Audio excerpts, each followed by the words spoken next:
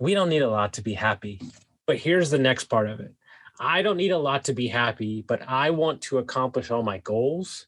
But that's my choice. Yeah.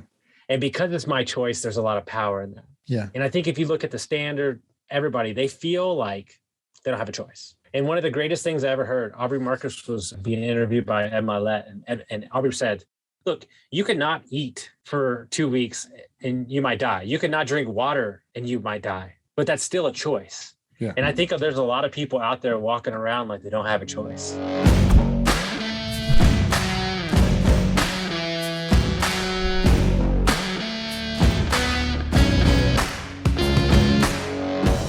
Welcome to the Spear and Clover podcast, the show where military mindset meets the spirit of the puppy. I'm your host, Jason Skisick, the entrepreneurial evangelist, and each week I bring you the stories of visionaries who see the world as it could be and can't help but take action. If you're enjoying these episodes, please take a moment to subscribe, like, and review. This is the best way to stay in the loop when we drop new content. When you meet someone for the first time, you can often tell if they're in momentum on the way up in life, coasting along, or struggling and on the decline. It's just a palpable impression people give off that registers, at least subconsciously. When I met Austin Linney, the sense was perfectly clear that here is a man in momentum and on the rise to great heights. Sure enough, his story is unbelievable. It's full of struggles, addiction, rebirth, helping others, and from the sounds of it, a great deal of success. If you enjoy a breakthrough comeback story as much as I do, you're going to love this episode. Please welcome my friend, Austin Linney. Austin, how are you doing? Doing good, man. Thanks for having me in here, dude. Super pumped. Now, I forgot to ask before we started recording, are you recording this from the RV? Yes. Awesome. The lake is 100 feet from me, and yes. Ooh, nice. Yeah. So let's start there. You know, one of the things that was most impactful in our short conversation the first time was that you and your wife, correct, are living in a RV? Fiance. Yes, sir. Fiance, Mhm. sorry. Yeah. Fiance, So yeah. tell us more about that. You know what's interesting? When I started coaching, I always dreamed of being on the road. And, as a business owner and as a coach and a consultant, you want to be professional. I want to be where I'm focused on you. And I was kind of like fighting up against that, like when I first started. And then I had a client tell me 6 months into my coaching, you know what I really love? And I was like, what's that? He's like, I love that every time I get on a call with you, there's a different background.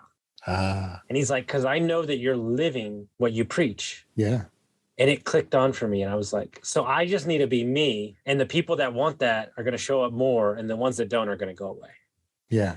And that was kind of when I started like fully living my brand. And one of the things when I met my fiance is like, I really want to travel. I really want to do this. We had our apartment and then we would leave for a month, for a week. And then we'd come back. And, it's just like, do we want to do this or do we want to do this? And so we lived in Tahoe for like 7 months, and that was kind of coming to an end, the project I was helping on there.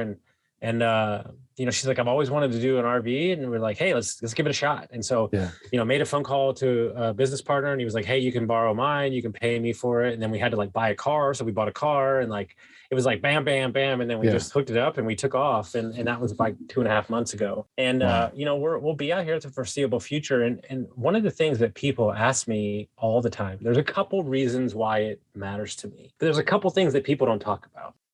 I'm in a real big building phase in my entrepreneurship career. My coaching business is busy. We're building a couple companies simultaneously right now. And there's something that people don't talk about. I need my mind to roam.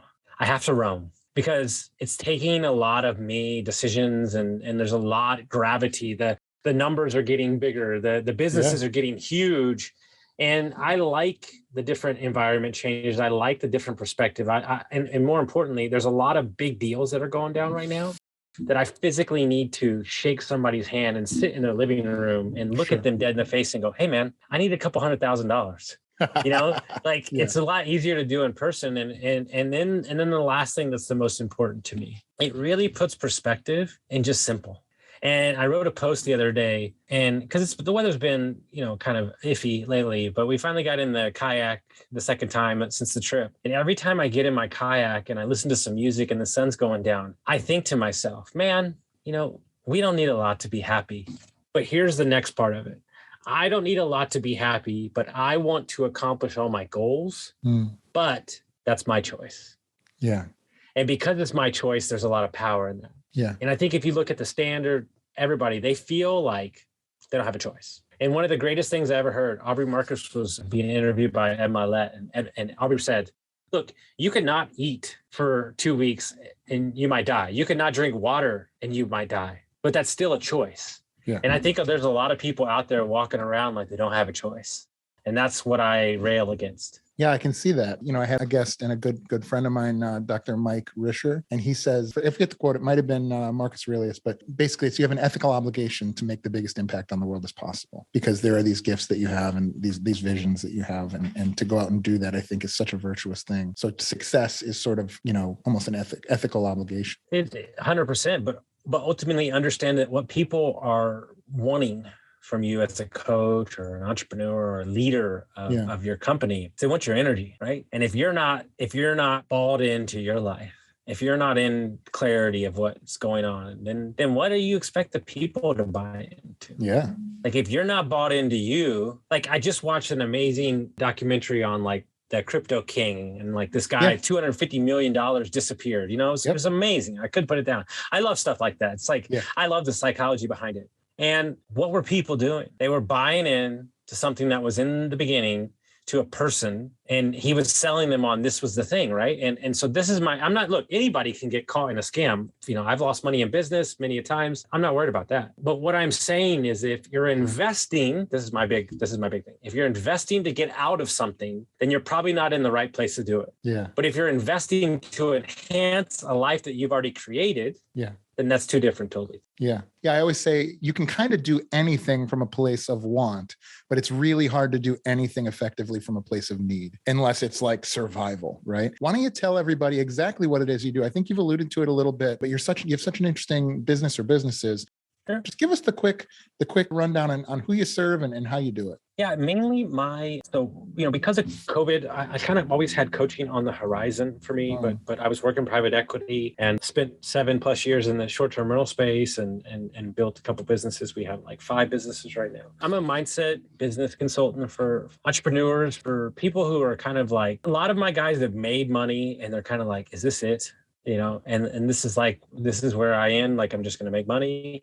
Yeah. And then I'm also, spent most of my life addicted to alcohol and cocaine and methamphetamines, mainly the drugs earlier in my life, and then was a functioning alcoholic for 16+ years and sober for 3 years and 3.5 years and lost 80 pounds. And, the addiction is an umbrella word that, to be honest with you, can be used with a lot of things. Yeah. And I think, a lot of the times it'll slide in about conversation 3 or 4 in coaching, like, hey, I don't have a problem, which sometimes they are right. They don't. Right. I don't have a problem, but I would definitely like to dial back the drinking, or I definitely like to dial back this. And I think that word addiction gets thrown around a lot, but it can mean a lot of things. Right. Addicted to negative, talk with yourself, addicted to self-sabotage. Right. And so breaking down those barriers and living a life where I did with victimhood for 20+ years and beating myself up is kind of my sweet spot. Now we are moving into the business consulting. I coach a couple companies, health insurance, crypto. So kind of, I just love people. Like my business is people, and we kind of do a couple things, branding, website, podcast, all that stuff. But yeah, I mean, it's been a wild ride for sure, but I love to coach. I really believe this. I will do this till I walk off this earth. Like it's just seeing somebody buy their first investment property, seeing somebody, expand their business, seeing somebody to be honest with you, have a better relationship with their kids and their family. There's no better feeling. And I tell everybody, like, I have 2 new barometers for success. And the first one's in my coaching. And this is the only thing that matters. When I have clients, wives text me that don't have my number, and they're like, hey, you're doing a great job. I don't know what you're doing, who you are, but keep doing it. Yeah. That's number 1 success. Yeah. And then I've defined that my actual success only means one thing, not money, not amount of businesses, not properties, not what I'm doing. It's only one thing I matter. I changed it last week. It was one thing. Are people better after I've left the room? That's it. And how many people can say that? Yeah. So take me back. So it sounds to me like you've seen the bottom of the barrel, and then at some point were able to make your way back up on top of the waves, or whatever however you want to call that. And so now it seems like you really get a ton of energy from sharing that with those folks that maybe are not at the bottom, but certainly further down in the barrel, and helping those folks to get back up on the surfboard and ride the wave. Talk to me about the process of when you were figuring out that you were at the bottom. Tell me a little bit about your entrepreneur origin story. I think, again, you've alluded to it. Let me hear a little bit more about what happened and sort of how you were able to find the strength and courage to kind of get back on your feet. So I spent most of my career selling wine, hotels, hospitality, bar, master bartender. And there's a lot of qualities within that space that yield to creating somebody that's, can move through community, can speak to all different walks of people. And so I always had that kind of innate, gift to be able to talk to people. But I read Rich Dad Poor Dad at 17, and I knew the concept of investing. And my dad was a doctor, but I didn't want to be a doctor. And it was like all this stuff. And you're just fighting up against that for like ever. It's like, screw your college, all that kind of stuff. And then my parents got divorced when I was 17. And so like I was always out there by myself, just doing my thing. And and I think a lot of people can resonate with this. There's a lot of comfort when you're at the top of what you do. Like, I don't mean this from an ego place. I was in the top 1% of, bartending and waiting tables. And I made my money. I worked 3 days a week. And I fucked off the rest of the week. And it was great. And you're not questioned. And you're just, people are like, whatever, dude, go do your thing, make sales. Like, we're good. And then you're kind of in this myopic kind of like 6-year stretch where you're like not being challenged, but the people you're around are like younger and they don't really have goals. And you're like, but I want to invest in real estate. And like, so then I started like my last 2-3 years, I started investing in real estate. And I bought a house, I bought a second one, I bought a third one. And I was running 3 Airbnbs, and I made like 113 grand gross. And I was like, this shit's amazing. Like, this is crazy. I was cleaning all the houses myself, still working full job, working 80 hours a week. It was crazy town. And then I joined a mastermind, and I was still drinking at the time, still joined a mastermind. And I got around guys that had like 35, 115, 3,000 units, 3 businesses. And it was like, the guy asked me, he said, why do you want to join this mastermind? And I said, because the dreams that I have are bigger than the people I'm around. And he was like, that's the best answer I ever heard. You're in, let's go. And when I started getting around those people, they started seeing something in me that I didn't see in myself. Like, man, this skill that you have, like how you're so good with people, like this can really go big if you decide for it. And then I met these 2 business partners where we started an Airbnb company. It just so happened that one was 9 months sober and one was 13 months sober. And I know it sounds insane to say, but it was the first time and they had good jobs, like really good jobs, where they were making like 200, 300, 400 of their regular jobs. It's the first time I was around regular people that were successful that didn't drink. I know that's the most asinine statement to say, but my whole life was booze and wine. And we went to Burgundy, we went to Napa. Like, this was what we did. It was all whiskey and everything. And so to be around those guys, and they said, look, man, if you've ever thought about it, like, take 3 months off. Like, just give it a shot. You never know what'll happen. And I wound up making it 28 days, and I drank again. And I was so mad at myself because I didn't even like the drink I had. And I waited another 30 days because it was like Christmas. And I started like right after Christmas, like June 9th. And it stuck. And here we are. And I kept putting things in front of me that I had to do that didn't involve drinking. So what I mean by that is I was like, dude, I feel great. Let me sign up for a half Ironman. Well, let me sign up for another one. And so I kept putting these things in front of me that I couldn't do it. And then I try to tell everybody, when it comes to weight loss, business, or whatever you want to call it, I hung my hat on one thing. Do I feel good? Yeah, I feel great. Let's keep chasing that. And so what I tell everybody, the way I kind of changed it around was, for me, I was like, okay, I broke, 97 million promises to myself in this 20-year of like, I'm going to start this, I'm going to do this. I have no confidence, no belief in myself. And I said, where's the one place I can get it back the quickest? And that's my health. And I said, let me not put a number on it. Let's just go to the gym every day. I don't know what that's going to look like, but I'm going to go to the gym every day. I'm going to adopt the personality that I'm a healthy person and I work out every day. And so this went on for like 2 months and I lost some weight and I'm like, hell yeah. And then I kept looking at the scale and I kept losing my mind. I wasn't mentally strong enough to handle the yo-yos of the scale. So I took the scale, I went to the dumpster and I threw it away.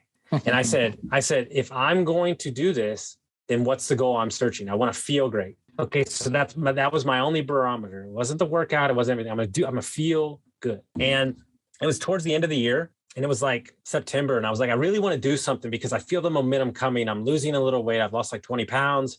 I really want to take it to the next level, and I want to do something so I show up next year like locked in, ready to go. And I heard Andy Frisella, and I was like, let me do like 75 hard. Like I don't know what this is, but I'll figure it out, and let me do this. And so what happened was I did it 150 days in a row. Wow. So I skipped the 75, and I just went double. Yeah. And what I realized is that my standards of what was acceptable went up to like 10. Yeah. And so now there's no turning back. And so, that's kind of where I operate. So even if I'm not doing 75 hard, I at least do some part of it every day. And I realized that when it came to the podcast, when it came to me, myself, and just health in general, the only thing that actually matters is consistency. And so I'm the consistency machine. And the thing is that you have to ask yourself as a coach, right? And a leader of people and somebody that people pay you money. If the coach isn't doing it, then what's the point? And so when my clients wake up every morning, every time they pick up their Instagram, they see the coach out there, just that number, just staring them in the face, and it just drives them crazy. I love it. I love it too. I've already seen your social media profile and like checked it out, and I love the footprint. I think your energy is infectious. I think your story is obviously really strong. One of the things that I see particularly in fitness is I hear these stories a lot. I used to be an alcoholic. For me, it was gambling. I used to be a gambler. I was addicted to this. And now I'm addicted to this virtuous thing, whether it's entrepreneurship or yoga or CrossFit or jujitsu or whatever it may be. Do you think about that? And is it bad? No. Okay. So here's how you have to ask yourself. I had a guy on the podcast. Sure. And he said, remember that you always choose addictions. Addiction runs everybody's life. Which one are you choosing? Right. And so my addiction is to impact others. Oh, I'm so sorry. I mean, what do you want me to do? Like, yes, dude, I like to work. And I like to build because so much of my life was fucked up from a bad marriage and no self-esteem and bad businesses. And so now I've got my mind on right. I'm the best shape I've ever been. I'm in a healthy relationship. And so I'm going to go out and change the fucking world. And it's as simple as that. And so, yes, 100%. I agree that that's just a necessary evil. Now, what I will tell you, because I have a couple clients doing the same thing right now. The way to start this is super simple. Is what's taking over. I mean, we can get real metaphysical and like deep down and like neurological. Let's ride, baby. Do it. So my favorite book in the entire fucking world is What You Say When You Talk to Yourself. I bought 70 fucking copies for everybody that exists on the planet. If I see you and I'm like, I hate the way you talk to yourself, I'm just going to buy it for you and send it to your house. Cool. I can't help it. So basically understanding that everything that you do is based off 90% is your subconscious. Okay. And so when I tell people that the thing that I had to get over the hardest with my sobriety was going on vacation and celebrating.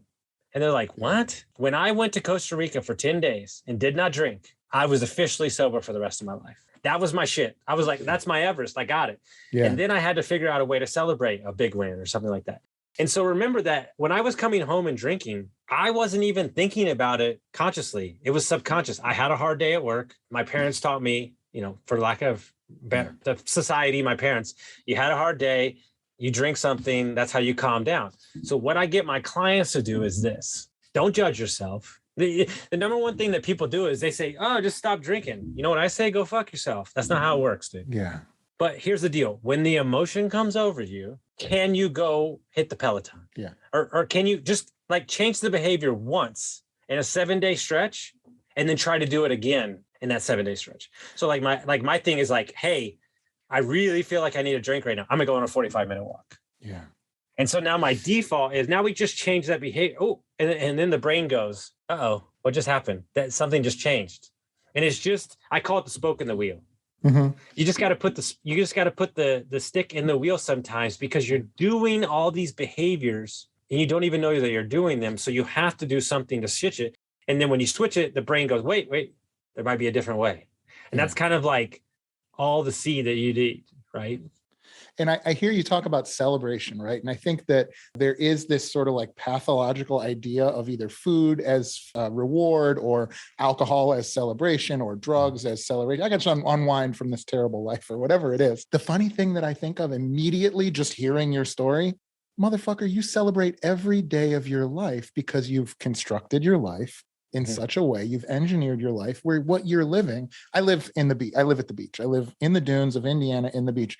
Dude, I don't really need to go on vacation. I want to, and certainly we do travel. Yeah. But the idea is like you've engineered your life in such a way that celebration is just you getting up, looking outside and seeing a lake 100 feet. See, that's why I love to hire people who have recovered from addiction because they're so fucking happy. They don't even care. They're like, dude, I'm good. But like my joke, like this is a big problem. This is a serious problem. And I have an antidote to explain to people how ridiculous and by the way, you're talking about a guy who's romantic still about booze and whiskey, like even though I don't drink it. If we were in a business meeting and there was 8 of us sitting down and we were in an office room or conference room and I busted out an 8-ball of cocaine and I did it all, everybody in that room would walk out of the room and go, Austin is out of his fucking mind. That dude is crazier than shit. But really all I did was become more productive. Okay, that's a joke. Okay, that's the joke.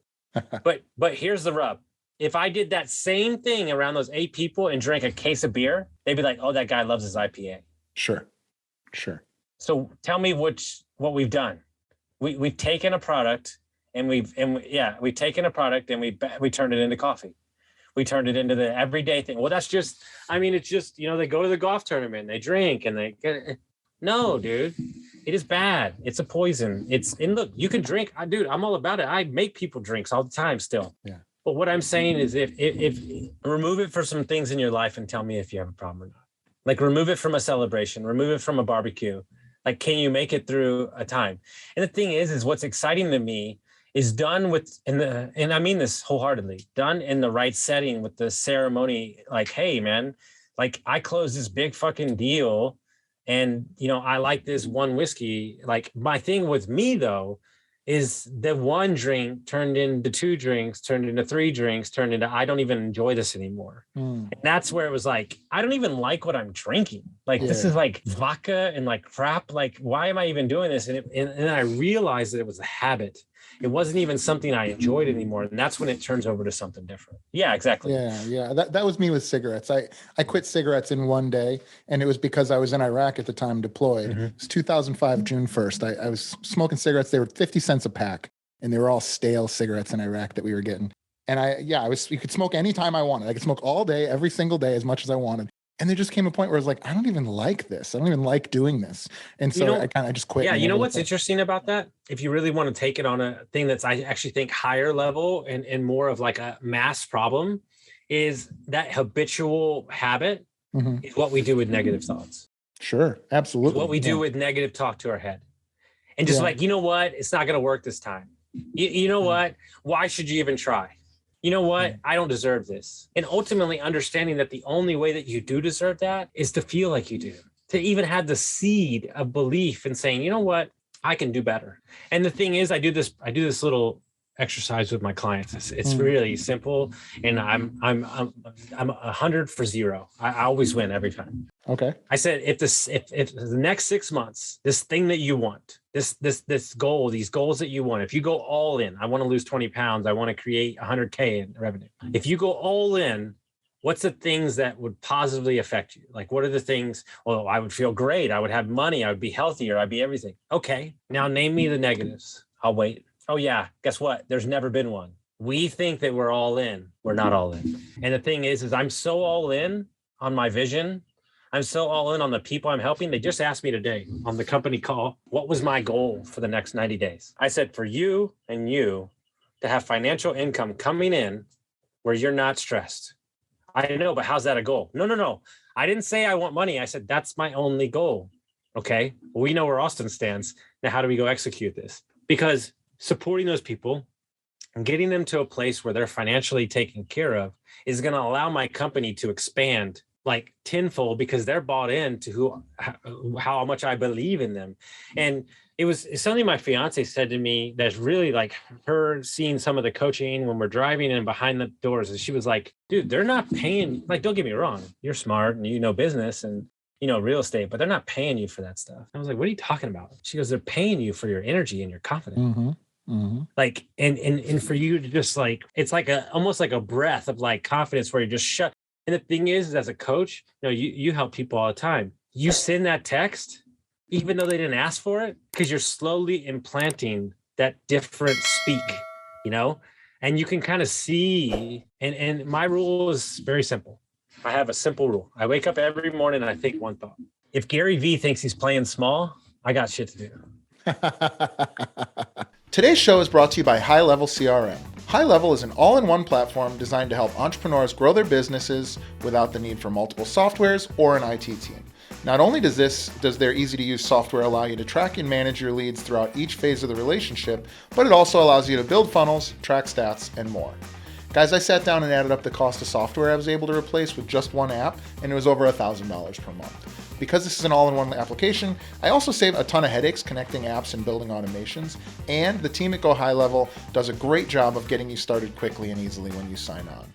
I cannot more highly recommend these guys. Right now, Spear and Clover listeners get a free 14-day trial of High Level CRM for themselves. Click the link in our show notes to support the show and get started on your free 14-day trial today. I'm super excited that today's show is brought to you by the Global School of Entrepreneurship.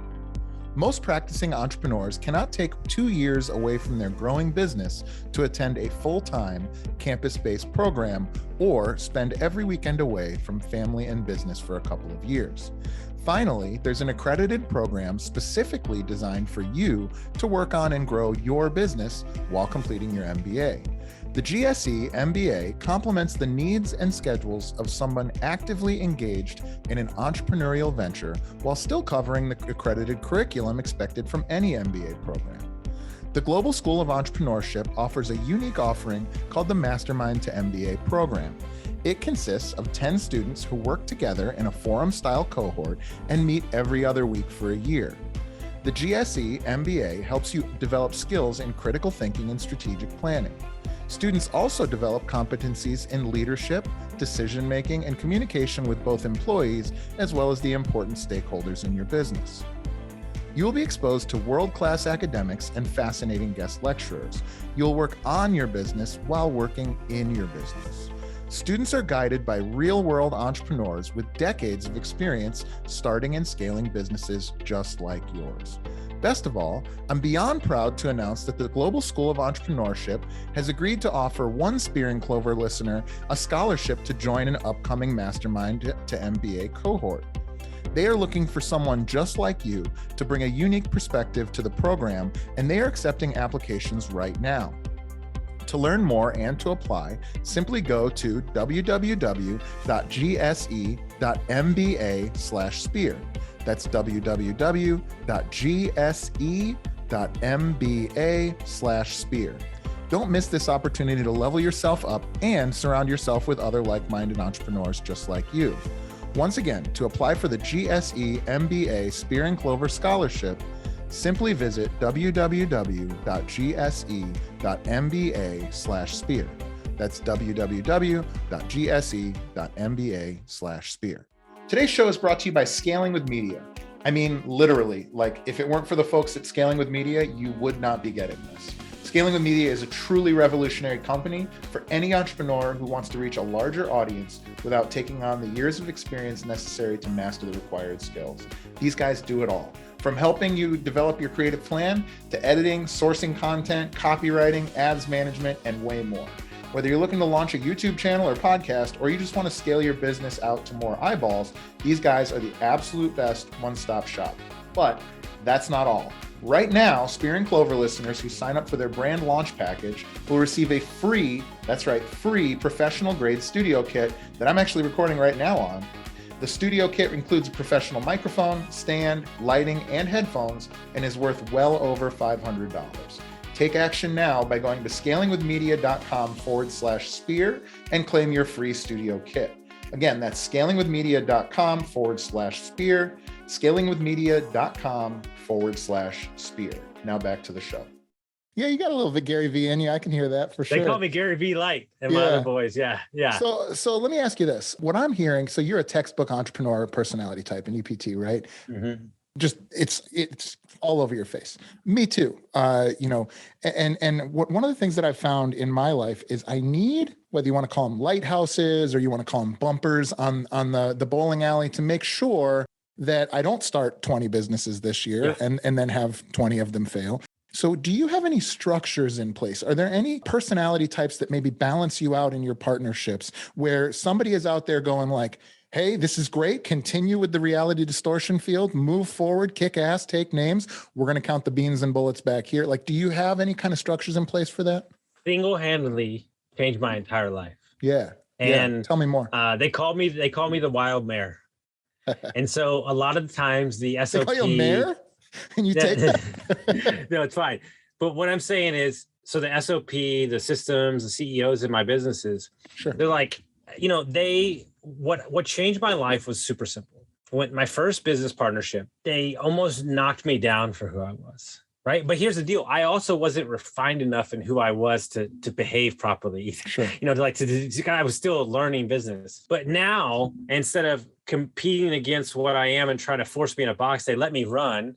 And the joke is let Austin run out all day, shake his head around, run out all his energy. And then he comes back and it's like, okay, now what are we actually going to do? Right. And so like when I read Rocket Fuel, that book changed my life. And so like literally I got enough energy and enough gas to blow anybody up with belief. I got enough energy to meet everybody on the planet. But what I don't have the energy to do is do anything with that. and so having those, I understood, and this is a true story. This is a real true story. I met a guy on a Zoom call a couple years ago who's a young kid who's a helicopter pilot in the military. And he is the exact opposite of me. Like, I mean, like quiet, doesn't want to be on Zoom, loves spreadsheets, is obsessed with tax codes. And we started a business. And we got like 7 months in and COVID happened and we kind of like slowed down because it was Airbnb. And he said, hey, look, man, about to have my second kid, about to have, I'm a captain in the military now. I take that very seriously. I'm in charge of 100 people. He's like, would you be okay if we kind of like turn off the faucet and I just kind of be a dad? I just enjoy these summers and like, let me finish my tour. I'm going to West Point next for 2.5 years and then I'll be out. And I said, yes. Like, yes, on like so many levels. And I said, when you get out, the business will be ready for you to run. I'm buying you your dream home. I'm giving you a salary and ownership in all the business. He goes, I don't understand. He goes, why would you do that? And I go, because this doesn't get to where it needs to go without you. And I have other integrators that are, you know, more seasoned than him that are jumping in the business now. But basically his comment back to me was, first of all, you're an amazing human being. Second of all, I'm going to take 70% of what you're doing, get rid of it, and then we're going to maximize the 30%. And I was like, sounds about right. So he's like, get all your things out that you need to do right now. But understanding that I'm a little bit different in the entrepreneurship world. There's certain businesses that I know are not going to be huge money makers, but they make me happy. Yeah. And so I do those things because they give me energy to go show up for the other things, but also understand that nobody can compete with me because everything I'm doing is on a 50-year time horizon.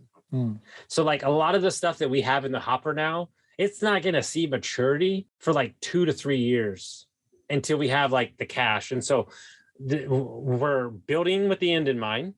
And then we're coming backwards and go, okay, that's great. But what's the actual thing that we need to do the next 6 months? Okay, we all need to make some cash so we can look at this next phase of the business with a clear mind instead of from a place of lacking, right? And I tell everybody, like your goals, they can only be the past reflection of who you think you are. So in essence, like your goals don't even really matter because they're just your past version. And once the mind stretches, and the thing is like this, man, like I made a choice. I've had some people that have screwed me over. I've lost some money, bad partnerships. And I made a conscious decision a year ago. I said, can you tighten up and not trust everybody and maybe get where you need to go? Or do you just want to keep going with your heart on your sleeve? That was like, I had a real conversation with myself. And I said, okay, self, has more good things come out of giving people the benefit of the doubt and opening your arms to everybody than the negative? And I was like, yes. And I was like, okay, I'm willing to accept that. And that's the way I'm going to roll moving forward. And it's not for everybody. It's not for the faint of heart because you get blindsided sometimes. But I've also uncovered some diamonds in that too. And so I'll take that. But I know that consciously going into it. Yeah, I take that. The approach that you just described is exactly what I did, whether it was dating or whether it's whatever, is every single first date is the first time I ever met that person. And so if I carry in this, like these wounds and scars and all these other things into a first date, like that doesn't seem fun at all to me. And that person has no chance. Well, it's the same thing with partners and businesses. In fact, I actually have a thing where I love it when there's some thing that happens, whether somebody's late to a meeting or accidentally messes something up or like farts when they're in the middle of jujitsu class, because we're fucking humans, man. I love it when we're not perfect. And I love it. And it's a good way to check in on me if I have the presence of mind to respond the way that I would hope I would respond to those types of things. And I think that's so powerful. Yeah, there's a guy I follow, and it was so amazing when he said this. I'm like, how did I not think about this? And he said he owns multiple businesses. Yeah. And he says lots of employees, like 200. And he said the first time they went through the first 3 groups, they fired everybody. And he's like, well, after the third one, he was like, hold on. He's like, hold on. He's like, maybe it's not them. And what he said as a boss, he said, it's not that we need to teach them what to do or we need to show them what to do. He said, what we have to practice as a CEO is how to behave or how to respond when they make a mistake. Yeah. Yeah. And he said, once you get that in context, then you can let them make mistakes and continue to grow. Yeah. One of my best friends owns a pretty good sized business, and he's very, very impressive person. He's usually the smartest guy in the room. He does common math faster than a fucking calculator. But I worked for him for 2 years, and I've never seen him yell at an employee. I've never seen him get angry more than like obviously upset, right? But like I've never seen him step out of who he would probably say he would want to be, and I admire that so much about him. Shout out to Martin. The emotional bandwidth is what is my constant struggle. Yeah. And what I mean by that is like, you know, one of the words, and I'm not always a winner at this, like that's just so we're clear. Yeah, sure. How do I be empathetic, which I'm a super empath and a little bit psychic. How do I do that? How do I care so much? And how do I not rip my soul out at every turn too?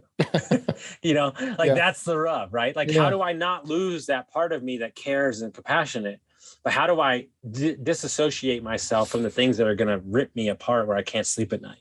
Yeah. And I think that's been the number one thing I've been working on the last 3 years is kind of detachment from this business deal or like that going through or like that client who doesn't show up. Because what do we do as coaches? What do we do? I'm just as guilty. Client doesn't show up a couple times or, you know, whatever. Oh, I guess I'm not giving them the value. I guess it's me. And I've dissected this problem about 17 times. You know what happens every time? I'm not the problem. I'm available. I'm here. I've got the energy. I'm always available to show up for you. So why do we as people, especially coaches, why do we think we're the problem? And guess what? Sometimes you might be. Yeah. But if you're available and you're willing to show up, you know, one of my people that I highly respect, they said, think of coaching like you're in a lifeboat and there's 100 people to save. Save the people swimming the fastest to you. Mm-hmm. And when I kind of put my piece to that, I was like, okay. Because I mean, dude, let's be honest, this business, like the coaching business, is like almost masochistic. You're literally putting your life and your lifestyle on the horn and your revenue on people's emotions. Mm-hmm. Could you think of any crazier way to make money? This is not a product. This is not something that's, you know, you're literally, and the thing is when you try to change somebody, when you try to truly transform who they are going to do everything in their power to fight against that.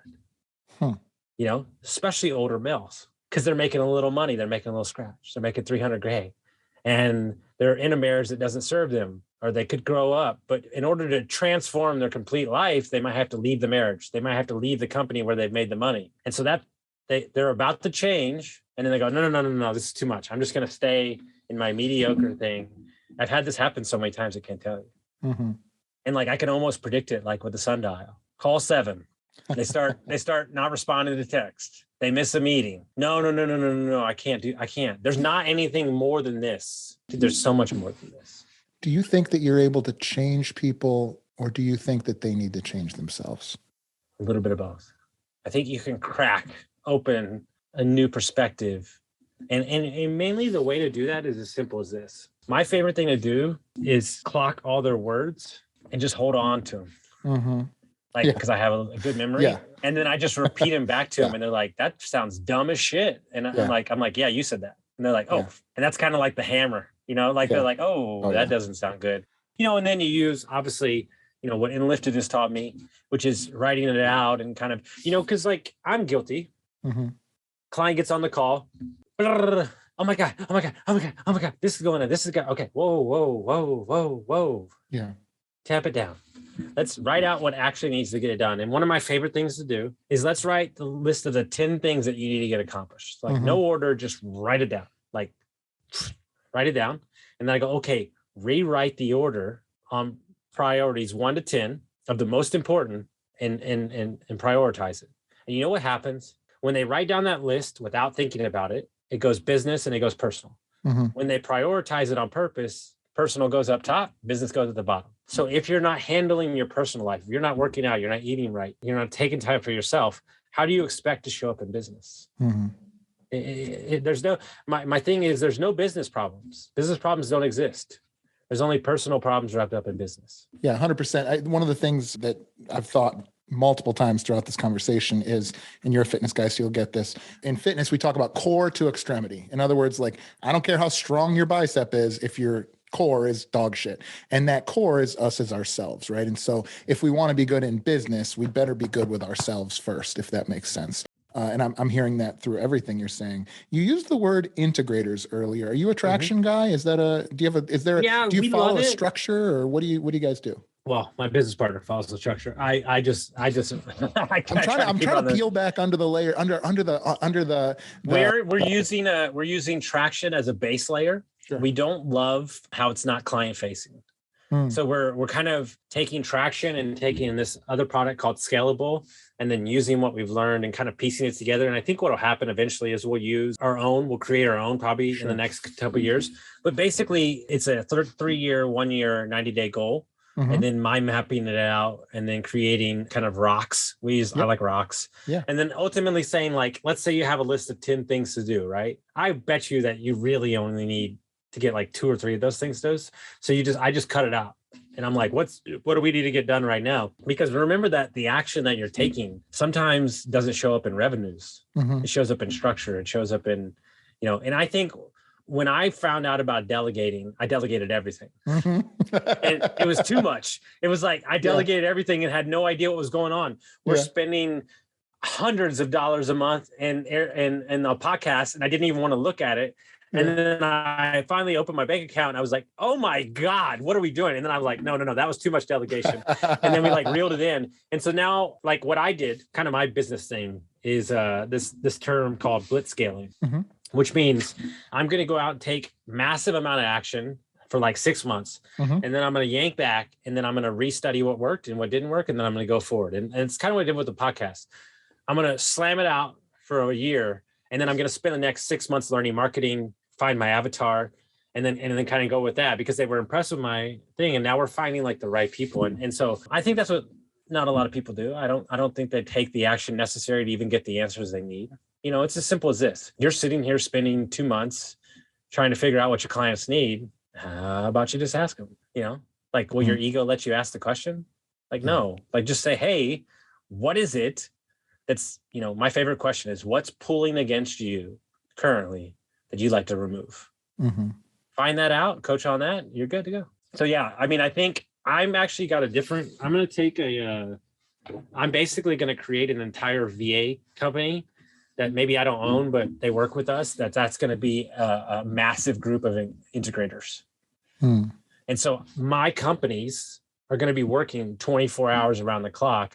And then my front-facing people are only going to be doing level 10 task. That's my basically vision for what we're creating. How do you know somebody's going to be a good fit to work for you or with you? First of all, the number one way that you're a good way is everybody that I've interviewed or brought on has never asked me about how much they're making. That's the number one thing. So that means they're bought into we really only care about one thing. Are you a value-driven person or are you mission-driven? If you don't care about that, then I want nothing to do with you. I don't care. Guys, I coach people who make $400,000 a month. And they're no better or no different than you are. It really doesn't matter. Are we going to do this for the real? And the thing is, like, everybody that works with me, I care about their kids. I really would love to turn over some of these businesses to their kids. And so it's just, I told the CEO of my Airbnb company, he goes, why would you hire me? I have no experiences. I said, I can teach skills. I can't teach loyalty. Mm-hmm. And so, like, you have to care about people more than profits. You have to choose impact over everything, and you have to be in for the long game. Mm-hmm. As simple as that. Like, the bar for proper business has been set so low these days. If you actually return phone calls, if you actually smile, if you actually do what you say you're going to do, like, you're already beating 75% of the people. Oh, I love that, because that's totally me too. Yeah, like if I think of you ever, you're getting a fucking text right now. Like if we have a thing, I'm showing up. If we're on a call, I'm calling you. Like, yeah, I love that. I think that's a lost art. I've listened to this podcast about these guys that bought an HVAC company in Dallas, and they raised revenue by 25% by answering the phone. I cannot. I was at a mastermind with like 1,000 people at it, and he goes, everybody take out your phone and call. It was a gym one, and call your gym. Like 4 people had people answer the phone. It was insane. And we were one of them. But I actually think one of the ideas I came up with, and steal it, I don't care, I'm going to create it anyway. I want to create an answering service for service-based businesses where we actually pick up the phone. Yeah. And then you can have the person that answers cross-sell across the companies. Mm-hmm. Yeah. I love it. That's a great idea. You mentioned mission and values. Are you a big believer in core values? Do you have them off the top of your head? I'd love to hear what your core values are. It's really simple. For one of the things, my mission is to create jobs. I think that I spent most of my life working with people that don't want the moon. They want to take care of their family. They want a vacation. They want to hang out with people, and they just want people that give a shit about them. Mm-hmm. And so that's like my big thing. Impact over everything. Like, that's my big thing, is like, I always want to leave the room better than I found it. Yeah. Do what you say you're going to do, and then, make somebody's day. I think that when you can leave somebody smiling, can really create and kind of like, I haven't had the greatest relationship with, my brother. My parents are divorced and stuff. And I think one of the reasons is, and people notice this a lot. I'm a lot. Like, there's a lot of oxygen that's sucked up in the room when I walk in it, not on purpose, but like, it's just, You leave a big wake. I leave a big wake. That's actually what he said one time. Yeah. You leave a big wake. Yeah. But understand, like, what do you want me to do? Like, do you want me to leave less of a wake? But here's the deal. No. But here's the deal. I've learned as I get older to choose where the wake goes. Yeah. And meaning that I don't want to stomp out somebody else's kind of like their moment. And that's been like the iteration to me, like, meaning like, let's highlight the employee and give them like, hey, you did. Like, one of the things that I'm learning with my clients is like, they're so driven that you have to like make them stop and realize that they're literally created the life that they wanted. Like today with a client, I went through all of our calls for 6 months, and I was like, you do understand that you did everything that you said you would do. Can we take 5 seconds? Yeah. And I had a friend, I was walking with him and his kids in Austin, and I was talking about all the things I was going to do. And he was like, hey man, you remember like 6 months ago when you talked about you want to do this and you want to do that and you want to do this? He goes, you're doing it. And he goes, so be careful that you're not currently living the life that you dreamed of. Yeah. I think a lot of times successful people never take the time to appreciate it. I think that's wise. The thing that Mark England literally karate chopped me with was this level 2 assessment. And the first thing in, they're like, write this wins down. And dude, that took me a week. Bro, I'm sober. Like, how many wins do I have? Like, but I'm sitting there going, how do I not know? Like, this is like, we write down all of our goals and the things that we don't do. When's the last time you wrote down the things that you did great? It just clicked for me. And I was like, oh my God, hello. Like, that is so smart. And it's such a small thing, but it's like, where are you trying to go? Like, and I had a great friend, one of the most impressive men, and I haven't thanked him enough, and I'm going to text him today. His name is Rick Alexander. He's an ultra marathoner. He has a great podcast. He's a coach. He's a killer, dude. He's getting his PhD now. And I was in the midst of my kind of wanted to leave my marriage, and I just started coaching. And he said, Austin, you will be one of the most successful people I've ever met in my entire life. He said, but you will never be happy unless you realize that there's no place to get. He goes, when you can get to the place where you realize there's nowhere to get and you just fall in love with what you're doing daily. And it was like one of those things where it just like stopped you in your tracks. What would the book on your life be called? In construction. Love it. You've been thinking about that one. No, actually, I just came out with that. But that's good though. It's good, man. Listen, I love your vibe, man. There's two questions that I ask every guest that comes on the show, and I think we're getting close to that time. So now's the time to ask them. The first question is: if you had access to unlimited capital, how would you grow your current business profitably? I would go out in 5 different business sectors. I would look at the top 3 people in that sector, and I would do what they're not doing. I like it. That's a unique answer. I like it. The second question is: if you had to give up, and I don't know all of the different businesses you're doing, if you had to give up all of the things you are currently doing or have done in the past and start something totally new that you've never done before, what do you think that might be? I would love, and I still might do it later on in life, I would love to just own RV parks. I would love. Oh, you know what? I got a better answer. Hold on, dude. And this is so ridiculous. Go ahead. This is so ridiculous, but it's so true. And I promise you, I'm going to send you the picture when I make it happen. I used to be a chef. I would love to work the 12 to 8 a.m. shift at Waffle House as the short order cook. That's like I would do that before the story. I would write a book off those stories, man. Yes. I would just travel around, and that whole book would be the stories of late night guests. That's great. I love it. Well, listen, Austin, you're a bad motherfucker, man. I appreciate you coming on the podcast. I know we're doing one with you next week. I'm excited for that. All right, before we go, give us a rundown on exactly where folks can find you and exactly how you can help them. So, because after this conversation, there's going to be quite a few people that listen to this that are going to want to reach out. So you go to austinlinney.com. It has the podcast on Construct Your Life, how to build a lifestyle, not a bank account. Shoot me up on Instagram, Austin Linney. Shoot me a text if there's anything I can help with. If I can send you Airbnb stuff, if I can lend an ear, whatever you need, I got you. And I just want to thank you so much, sir. I'm looking forward to having you on the podcast, and I appreciate the time. All right. Thanks again, Austin. I appreciate your time. Thank you guys so much for watching or listening to the show. If you enjoyed the show, please don't forget to show us some love by liking, rating, and subscribing so we can keep making more and better content. If you'd like to support the show and get a great additional content like exclusive shows and even live group masterminds, please head over to patreon.com/Spear and Clover to become a member of the tribe. If you're interested in learning more about how we help entrepreneurs, visit spearandclover.com or message us on any of our platforms. Thanks again, and we'll see you soon.